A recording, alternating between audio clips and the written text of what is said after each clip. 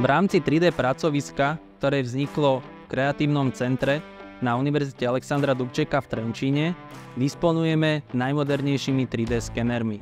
Optické 3D skenery využívajú štruktúrované svetlo, ktoré premietajú na povrch skenovanej súčiastky a vďaka kamere získavajú informácie o jeho 3D objeme. Návštevníci môžu využiť robotické pracovisko, ktoré obsahuje kolaboratívneho robota, ktorý má pripevnený 3D skener a vďaka takejto zostave môžu získavať 3D objekty fyzických modelov.